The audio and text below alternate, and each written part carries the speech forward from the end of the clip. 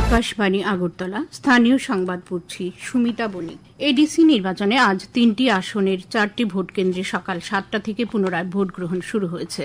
Vote কেন্দ্রগুলি হল পেকুয়ারজলা জন্মে জয়নগর কেন্দ্রের হীরাপুর এসবি স্কুল, কুলাই চাম্পাহাউর কেন্দ্রের ভাটি ময়দান এসবি স্কুল এবং রামদেব ঠাকুরপাড়া ভোট কেন্দ্র, মহারানীপুর তেলিয়ামুড়া কেন্দ্রের নন্দকুমার পাড়া জেবি স্কুল।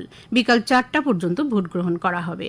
রাজ্য নির্বাচন কমিশন থেকে জানানো হয়েছে, গত ১২ এপ্রিল এই ভোট কেন্দ্রগুলিতে ভোট গ্রহণ চলাকালীন সময়ের অবাধ ও সুষ্ঠু নির্বাচন প্রক্রিয়া ব্যাহত হয়েছিল। এই কারণেই ৪টি ভোট কেন্দ্রে পুনরায় ভোট গ্রহণ করা হচ্ছে। কমিশন জানিয়েছেন, ভোট গ্রহণ পর্ব অবাধ ও শান্তিপূর্ণভাবে সম্পন্ন করার জন্য পর্যাপ্ত নিরাপত্তা ব্যবস্থা গ্রহণ করা হয়েছে। এডিসি নির্বাচনে ভোট গণনা সুষ্ঠু ও শান্তিপূর্ণভাবে করার লক্ষ্যে ঊনকোটি জেলায় প্রশাসনিক প্রস্তুতি চলছে। ঊনকোটি জেলার অধীন মাছমারা আসন ও করমছড়া আসনের ভোট গণনা হবে কুমারঘাট গার্লস স্কুলের গণনা কেন্দ্রে।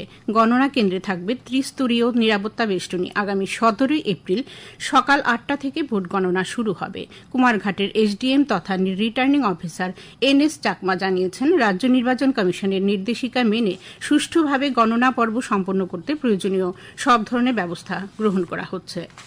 সংসদের বর্ধিত বাজেট অধিবেশনের ৩ দিন ব্যাপী বিশেষ অধিবেশন আজ থেকে শুরু হবে। এই অধিবেশনটি চলবে ১৮ তারিখ পর্যন্ত। এর প্রধান আলোচ্য বিষয় হবে নারী শক্তি বন্ধন অধিনিয়মের সাংবিধানিক সংশোধন।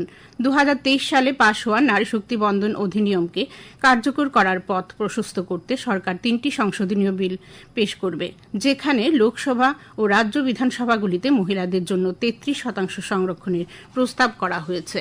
রাষ্ট্রপতি দ্রৌপদী মুর্মু বলেছেন, দেশের অগ্রগতির জন্য নাগরিকদের সুস্বাস্থ্য ব্যক্তিগত কল্যাণের মতোই গুরুত্বপূর্ণ।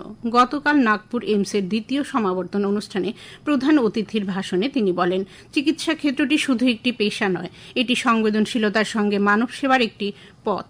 গত দশকে ভারত সরকার নাগরিকদের সুস্থ রাখা এবং তাদের পূর্ণ সামর্থ্য অনুযায়ী দেশ গঠনে অবদান রাখার সুযোগ নিশ্চিত করতে একাধিক গুরুত্বপূর্ণ পদক্ষেপ গ্রহণ করেছে। গ্রামীণ ও শহরাঞ্চলে স্বাস্থ্যসেবা সুবিধার বৈষম্য দূর করতে এবং সবাইকে গুণমানসম্মত স্বাস্থ্যসেবা পৌঁছে দিতে প্রযুক্তিগত উন্নয়নকে কাজে লাগানো উচিত বলে রাষ্ট্রপতি অভিমত ব্যক্ত করেন। প্রধানমন্ত্রী নরেন্দ্র মোদী গতকাল বিহারের মুখ্যমন্ত্রী হিসেবে শপথ নেওয়ায় সম্রাট চৌধুরীকে অভিনন্দন ও শুভেচ্ছা জানিয়েছেন। একটি সোশ্যাল মিডিয়া পোস্টে প্রধানমন্ত্রী বলেছেন, শ্রী চৌধুরীর কর্মশক্তি, জনসেবার প্রতি নিষ্ঠা এবং তৃণমূল স্তরের অভিজ্ঞতা রাজ্যের জন্য অত্যন্ত উপকারী প্রমাণিত হবে। তার নেতৃত্ব জনগণের আকাঙ্ক্ষা পূরণের পাশাপাশি বিহার সর্বাঙ্গীন উন্নয়নের নতুন উচ্চতায় পৌঁছাবে।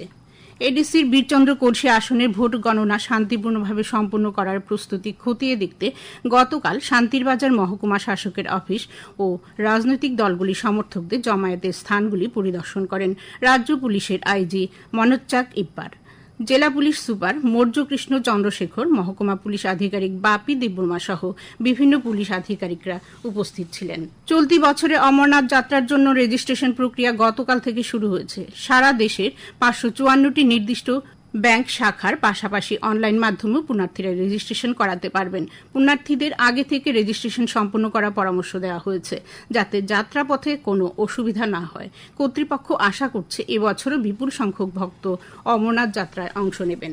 আবহাওয়ার খবর, আগামী ২৪ ঘণ্টা রাজ্যের উত্তর, ধলাই, পশ্চিম ও ঊনকোটি জেলাতে ৩০ থেকে ৪০ কিলোমিটার বেগে ঝড়ো হাওয়া সহ বৃষ্টির সতর্কতা জারি করা হয়েছে আবহাওয়া দপ্তর।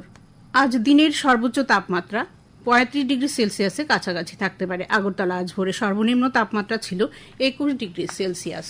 স্থানীয় সংবাদ এখন মতো শেষ হল। পরবর্তী বাংলা স্থানীয় সংবাদ প্রচারিত হবে সন্ধে ৭টা বেজে ৫৫ মিনিটে।